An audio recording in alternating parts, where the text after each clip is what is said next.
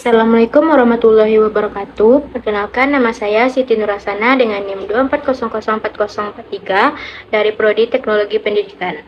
Pada kali ini saya akan menjelaskan tentang pendidikan inklusi.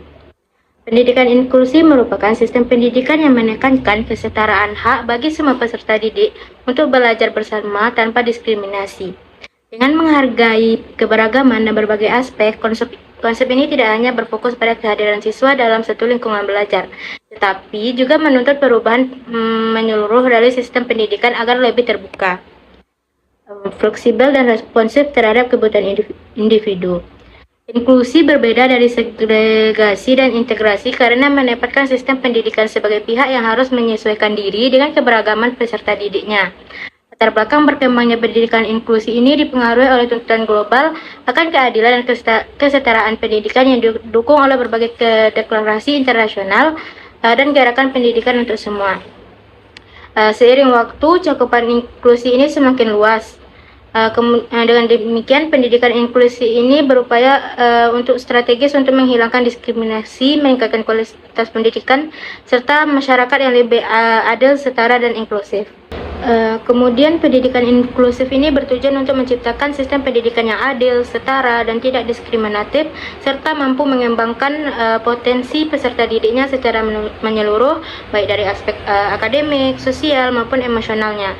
Melalui tujuan tersebut, pendidikan inklusif ini tidak hanya memberikan akses belajar, tetapi juga membangun sikap toleransi, menghargai perbedaan, serta mengurangi stigma dalam lingkungan pendidikan dan masyarakat. Kemudian manfaat dari pendidikan inklusif itu sendiri dirasakan oleh berbagai pihak, mulai dari peserta didiknya, sekolah, hingga masyarakat.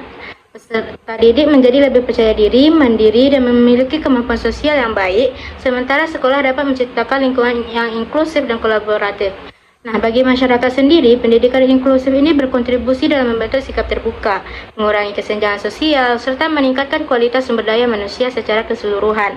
Kemudian pelaksanaan pendidikan inklusif ini didasarkan pada prinsip-prinsip utama seperti kesetaraan akses, penghargaan terhadap keberagaman, rasa memiliki, pendekatan holistik, serta dukungan dan kolaborasi dari berbagai pihak. Dengan menerapkan prinsip-prinsip tersebut, pendidikan inklusif ini diharapkan mampu menciptakan lingkungan belajar yang ramah, fleksibel, dan mampu memenuhi kebutuhan semua peserta didiknya secara optimal. Nah, dalam penerapan pendidikan inklusif ini tentu saja memiliki tantangan dalam implementasinya pada lapangan. Implementasi pendidikan inklusif masih menghadapi berbagai tantangan yang kompleks, baik dari segi pemahaman, sumber daya, kebijakan, maupun kondisi sosialnya. Kurangnya pemahaman tentang konsep inklusif itu sendiri menyebabkan ketidaksesuaian antara kebijakan dan praktik lapangan. Selain itu, keterbatasan sarana, prasarana, serta minimnya tenaga pendidik yang terlatih menjadi hambatan dalam menciptakan pembelajaran yang optimal bagi semua peserta didiknya.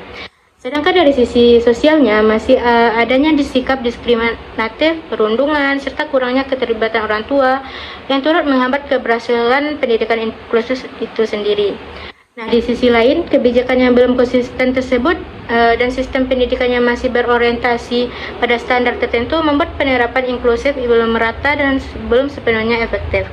Dengan demikian, tantangan pendidikan inklusif ini tidak bersifat teknis, tetapi mencakup aspek konseptual dan budaya. Oleh karena itu, diperlukan kerjasama dan upaya berkelanjutan dari berbagai pihak agar pendidikan inklusif ini dapat diterapkan secara optimal dan sesuai dengan tujuan awal. Nah, dalam menghadapi tantangan tadi, tantangan dari penerapan pendidikan inklusif ini, tentu kita memiliki strategi dalam pengembangan pendidikan inklusif itu sendiri. Pengembangan pendidikan inklusif memerlukan strategi yang komprehensif, terencana, dan berkelanjutan agar dapat diterapkan secara efektif di berbagai jenjang pendidikan. Upaya utama yang perlu dilakukan meliputi peningkatan pemahaman seluruh pemangku kepentingan, penguatan kompetensi guru melalui pelatihan, serta dukungan kebijakan dan pendanaan yang memadai dari pemerintah kita sendiri. Selain itu, penyediaan sarana dan prasarana yang ramah inklusi, penerapan pendekatan pembelajaran yang adaptif, serta pengembangan kurikulum yang fleksibel menjadi faktor penting dalam mendukung keberhasilan pendidikan inklusif ini. Kolaborasi antara sekolah, keluarga, pemerintah, dan masyarakat juga sangat dibutuhkan agar proses pendidikan berjalan secara optimal.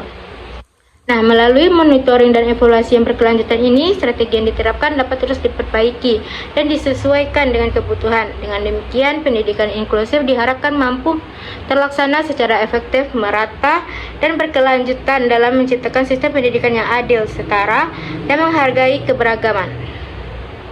Yang dapat saya sampaikan mengenai pendidikan inklusif tersebut. Apabila ada kata yang salah, mohon maaf. Assalamualaikum warahmatullahi wabarakatuh.